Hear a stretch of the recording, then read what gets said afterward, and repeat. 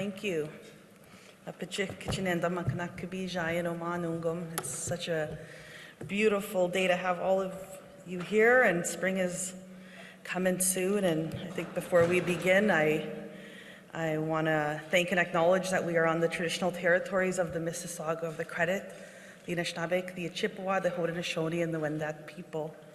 And I want to thank the Canadian Club for the invitation to attend today.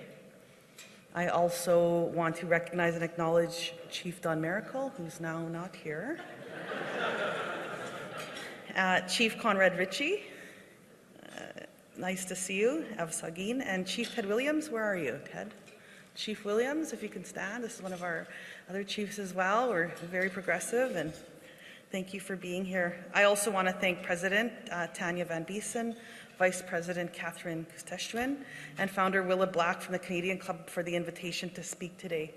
I also want to acknowledge Tabatha Bull for the good work she is doing at the Canadian Council for Indigenous Business. So thank you all for being here. And you know, before I begin and get into my remarks, one of the most important things as a mother that you're ever going to do is you're going to pick a partner and to have children with. And that's one of my greatest gifts, of course, is being a mother to my beautiful 3 children.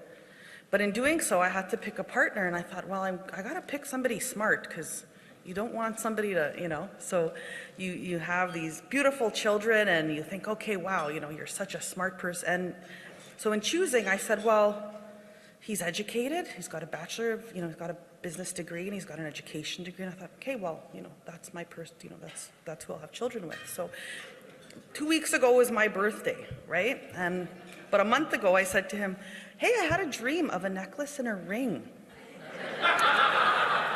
And he said, oh, just wait until your birthday. So a couple weeks ago, of course I was busy. I was in Washington. I don't know if Tabatha was there with me or not. I can't remember. But, you know, Washington, busy, on the road, day in, day out, and it's just nonstop. So, of course, I get home a couple of days later, and there's a box in my house. So I opened it, and he's there, and he says, I remembered your dream. Okay, great. You're so smart, you know. So I opened the box, and I undid my gift, and it was a book, How to Interpret Dreams.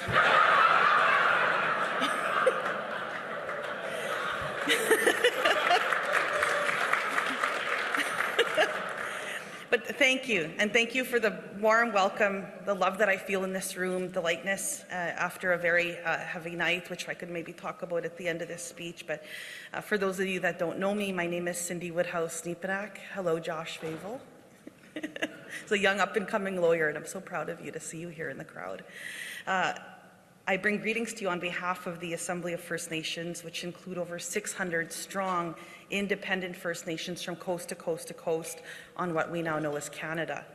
As a national political advocacy organization for First Nations in our beautiful country, the Assembly of First Nations advances inherent and treaty rights through the co-development of policy, public education, and legislation. My role as National Chief is to advocate for First Nations priorities as directed by chiefs to protect these collective and inherent rights. And it's an honor to be here on behalf of the chiefs of these nations and in the spirit of our ancestors. I grew up surrounded by my family and my culture, and most importantly, my language on the Penamutang First Nation. It's just a few hours north of where the Forks is currently in Winnipeg. And I was blessed to grow up with my loving mother, my father, and my great-grandmother, who helped raise me 3 days of the week because she was a widow. And so my mom always made me go sleep at Granny's for 3 days of the week. And I think that was one of our traditional ways of First Nations, that the first grandchild always kind of went to the grandparents. And I recognize that now, that I remember she'd make me go to bed before the sun went down, right, and she'd make us get up at, you know, as soon as the sun got up. But more importantly, every evening she would pray with me, and I had to sit and listen to the Anishinaabe language. And there's nothing now that I couldn't give back for that. I know at Mom and Dad's I got TV and stuff, but Granny taught me a different set of values on those days that I was with her, and I want to uplift her, and I know she's looking down, and I thank her for her guidance and her love in my life. And she raised my mother, and my mother, my mom was her grandchild, so she was my great-grandmother, but Mom's mom and then her white father had an Indian mother, both left her on the community, and Mom became, she was like kind of sent home to home first as a baby. Long story, but it was really kind of sad, and everything that could happen to a child happened to my mother. And I watched my mother, and she's not here today, but I just look at her that she's so inspiring to, I thought, here you are.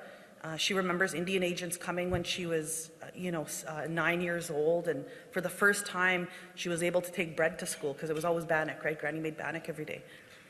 But I watched her become over all odds, and she just loved school so much that she went to school, and then she went to university, and Mom raised me and all my brothers. I have a lot of older brothers, so I was the only girl. And she raised us, and she had her Bachelor of Education, then her Master's, and yet she had every single obstacle against her. And I know I give my dad credit as well, but I look at my mom and think, here was a woman that shouldn't have been married to the chief's son, right? Everybody put her down for it, and she had raised a beautiful family with my brothers and I, and we couldn't thank her more than enough, and I just lift up my mother today. I also want to say that I watched my dad lead as a councillor, and then as a chief, and and then our grandfather, our great-great-great-grandfather was Chief Richard Woodhouse, who was an original signatory to Treaty Number 2 that was signed on August 21st of 1871. And, when I'd met the royal family, I'd met Prince William and talking with him, and I'm like, can you imagine, your grandma, Queen Victoria, gave this to my grandfather, Chief Woodhouse, and this original medal, and we have this history with each other. And I always look back to that, where we come from, and, a girl, I'm off script a little bit, but, and then looking at old Indian affairs stuff, Dominion of Canada, stuff from the 1800s, and then I see my grandfather on the front of this cover, and one of the girls in my office, her great-great-great-grandfather, and I said, can you imagine that 145 years later that we're still here fighting to make this country a more inclusive place? And I think we've come a long way, and we have a long way to go, but we've come a long way together. So I want to lift all of us up for being here today and having these discussions about that. And without the gift of being surrounded by my culture and my language, I could not be standing before you today doing this work. Since being elected National Chief over a year ago, we have dedicated time to meet with business leaders as we travel across the country, and sometimes it's good for us to talk without the government always in the room. They're always in the room, so they're not here today. When I first accepted this invitation, I had no idea that we would be into day 3 of perhaps one of the most important federal elections in this country's history. So today I dedicate my time to the election and the central role that First Nations issues will play, not only in the result, but also the success of whichever government emerges. Excuse me. One moment. Before I get into the election, though, I'd be remiss if I didn't recognize our outgoing Prime Minister, Justin Trudeau. And during his decade in power, Mr. Trudeau did more to help improve the quality of life for First Nations than any other Prime Minister in the history of this country. And Katherine, I know I see you sitting there, and I think of you and I lift you up as well. You were in the midst of all that work all these years, and I think we all owe her a round of applause. It's been tough.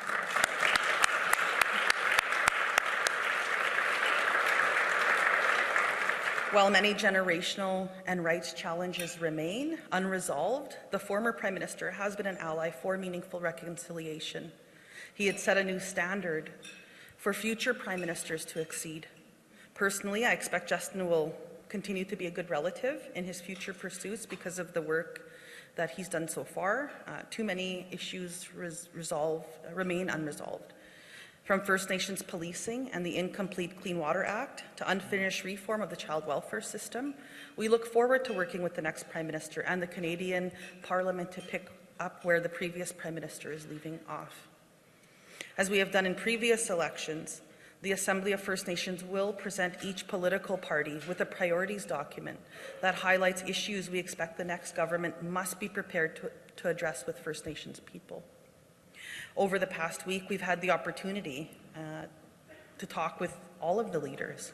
We've met with the Conservative opposition leader, Pierre Poilievre. We've met with the new Liberal Prime Minister on the Anishinaabe-Algonquin territory on Parliament Hill on Friday. We have engaged with leaders of, Mr. Jagmeet Singh, the NDP, the Green, and we've even invited the Bloc Québécois. And I know that they, our chiefs are pretty tough on them, but to each, I say the same thing to them. We expect all federal parties and the next government and elected MPs to work with First Nations for a secure, safe, and prosperous country for First Nations and for all Canadians.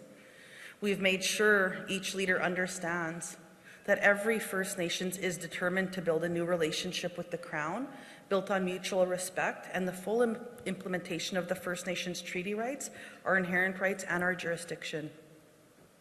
We are also reminding the leaders that 2025 is not just an election year, it is also the 10th anniversary of the Truth and Reconciliation Commission historic calls to action this coming December. So the 2025 federal election is an opportunity to measure progress towards reconciliation and hold political parties accountable for survivors, families, and First Nations across this beautiful country. In addition to the calls to action, the Assembly of First Nations Priorities document will reflect policy resolutions approved by our chiefs in Assembly for the United Nations Declaration Act and the calls for justice from the National Inquiry into Missing and Murdered Indigenous Women and Girls. We will reflect a unified call from the First Nations chiefs across this country and call on the next government to finally recognize First Nations jurisdiction and finally legislate First Nations policing as an essential service. As the National Chief, I think before I get into that a little bit more, it's really tough on Saturday nights when chiefs call me from different small communities in the north and they don't have access to a policing service. And I don't think any community in this country would stand for that, a small community or a big city.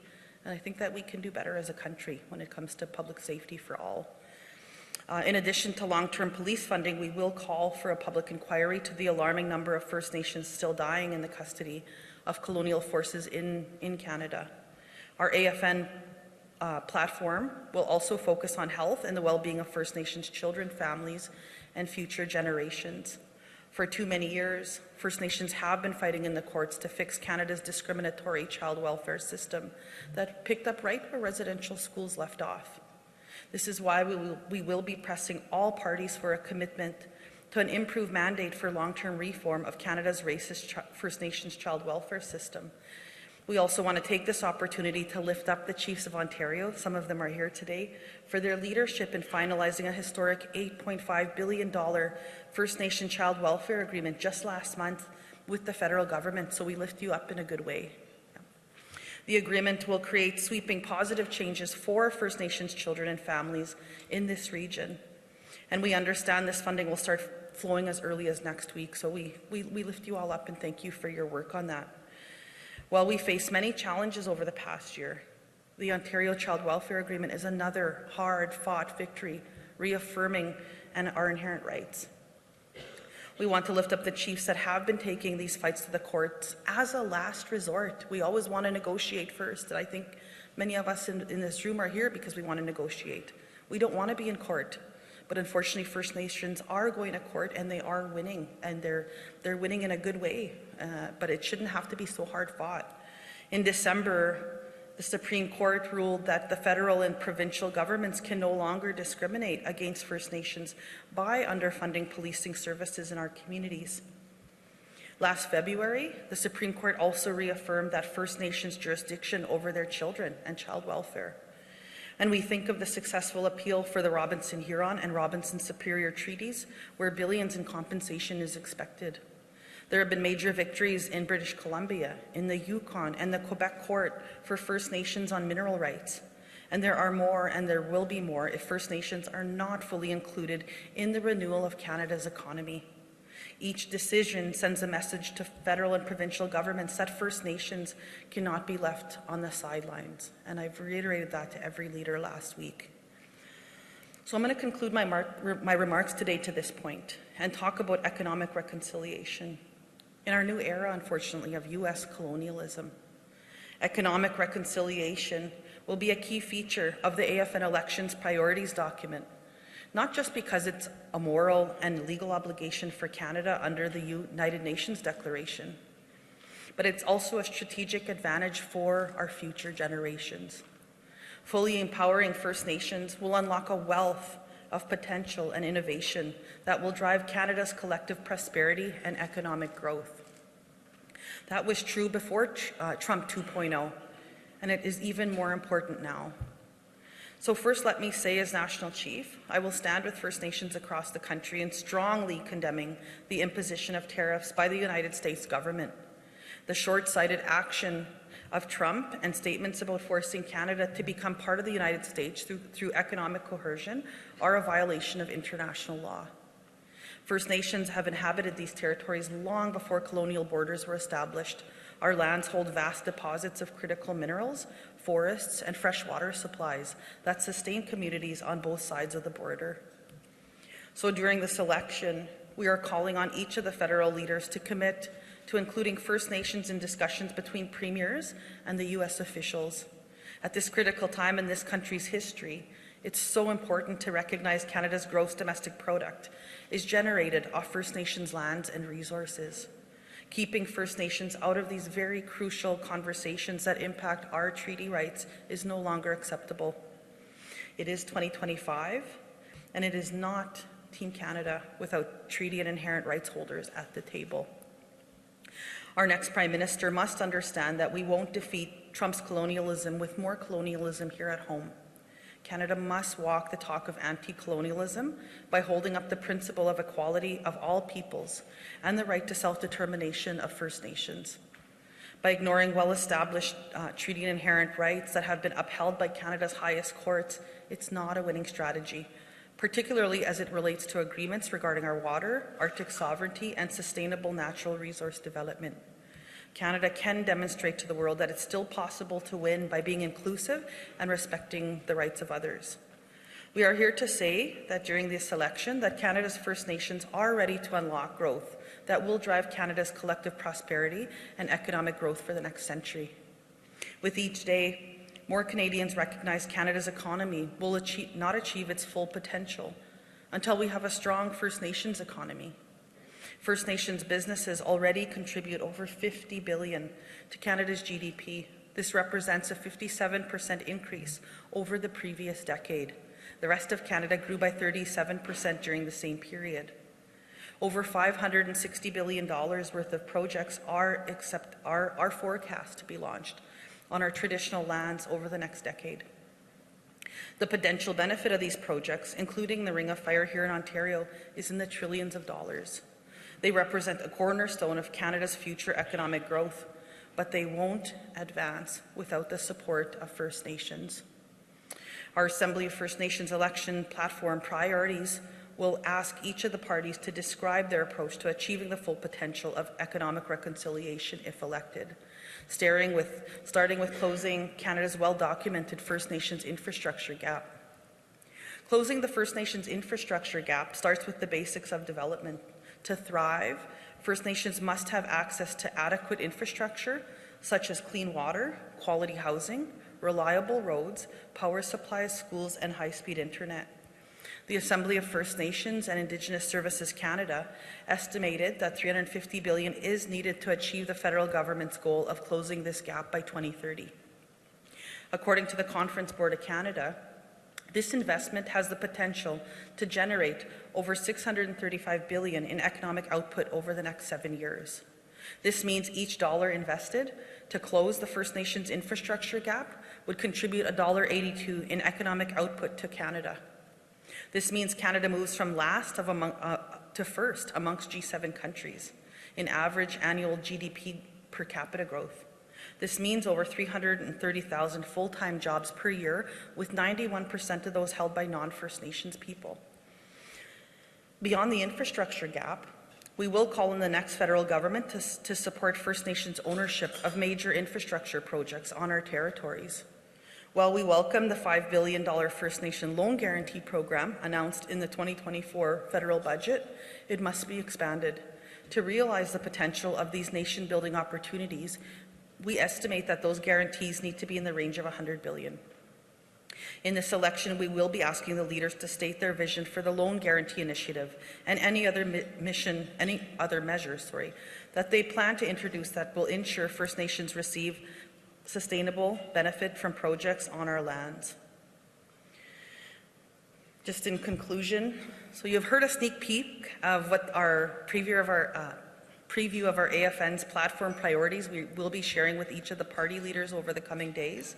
There will be more in the document that we release next week, and we'd like you all to read with us and help us along that in the month ahead, because the challenges and the opportunities are so significant to Canada's future, and we need your help. As voters, ask themselves which party is best to steer Canada through this new era of U.S. colonialism. We suggest asking a second but very related question. Which party has the best plan to work with First Nations to unlock the full potential of Canada's First Nations economy and keep our new era of reconciliation moving forward? The Assembly of First Nations will be ready to engage with the next Prime Minister and the members of Parliament from all parties in the next Parliament.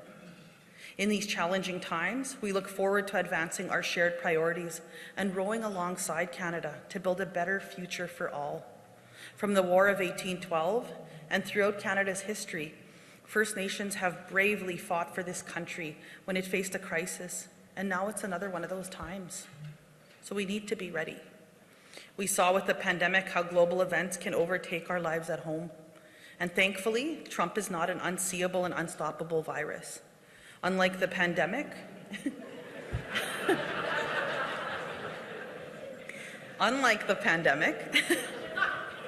which separated and isolated us, this global threat is unifying and bringing us together more than ever before, and I want to commend all of you for that.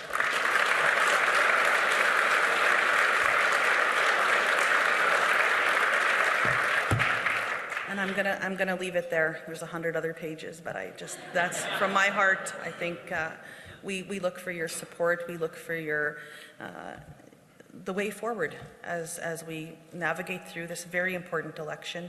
We want to make sure that we provide the Canadian Club of Toronto, my staff are in the room, that we make sure that each of you get a copy of our priorities document in the days ahead, because we need your support and help in this country as we navigate and work more closely together than ever before. And I'm glad that if there's one thing that somebody from the South brought to us, it's our hearts together, and to realize that we have to expand further and diversify ourselves, and then being so reliant on our big brother next door that's supposed to be a good big brother that's not being a good big brother right now. And I'll leave that there. Thank you so very much.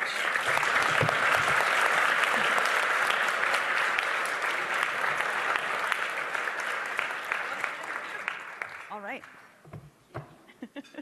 Thank you. Chimigwich. So I just got this new bonnet from the Chiefs of Ontario, some Chiefs of Ontario, and I want to thank you for that, but it's a little baggy. My head didn't grow into it yet. I'm just wondering if this is working. Oh, there you go. There you go.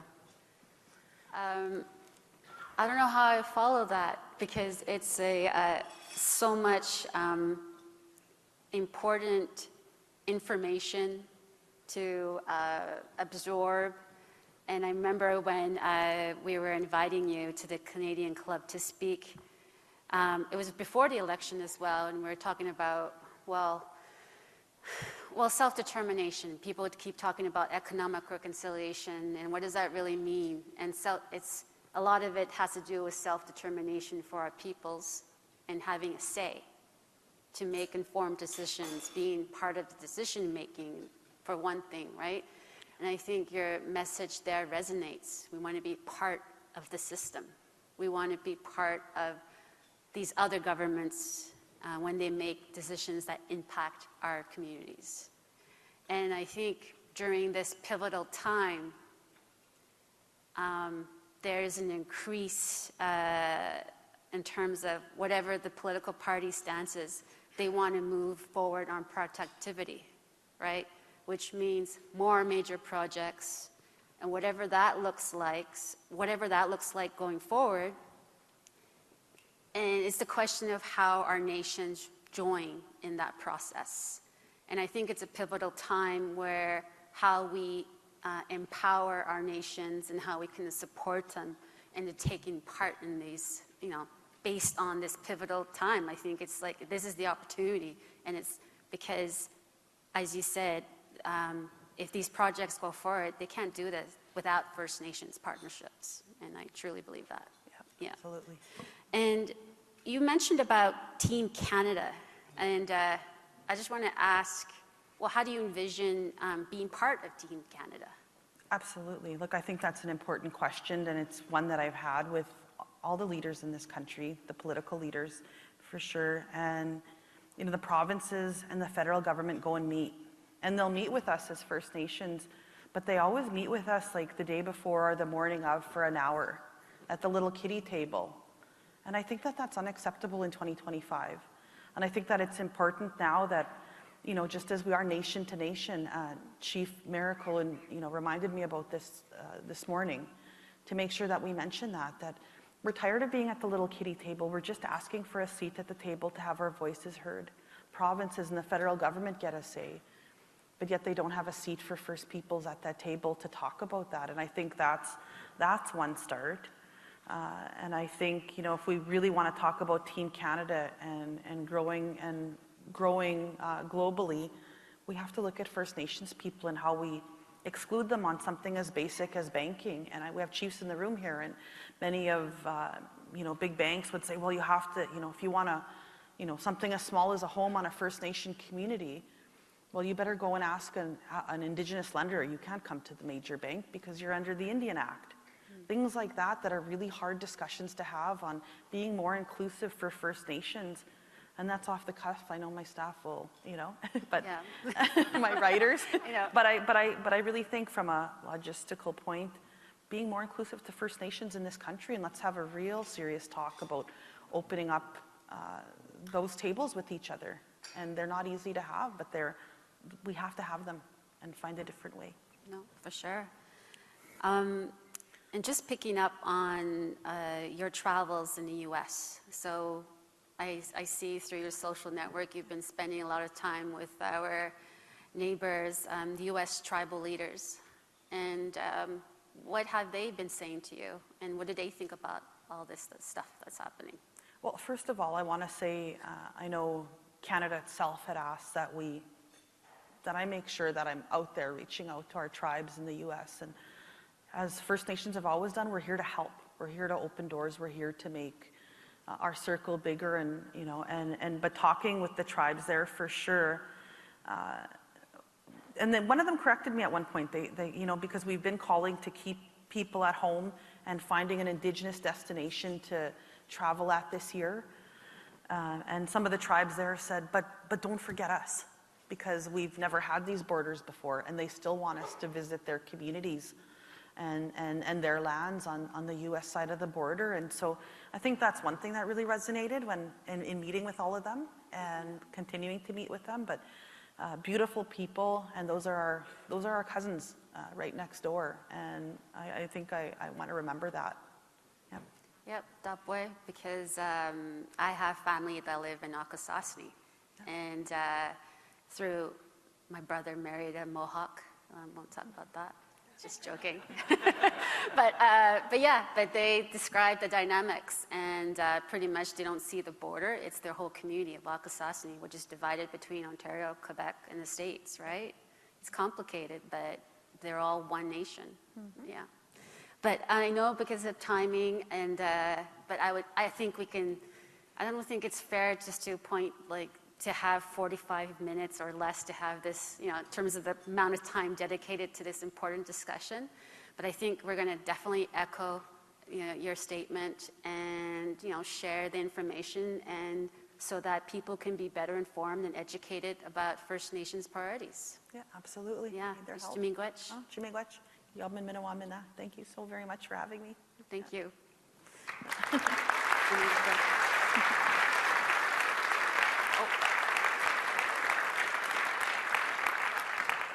Just before, I want to give you a gift. I'm so proud of you for your work. My dad always says, honor people when they're here on this earth, not when they're gone. And I honor these two beautiful Ikwe's. And Tabatha, thank you so much for helping us. And she's such a strong business leader in our country. And I thank you so much for being a strong woman and helping us navigate through these tumultuous times. Thank you. Thank you. Thank you. Thank you. I know. Oh, photo. Oh.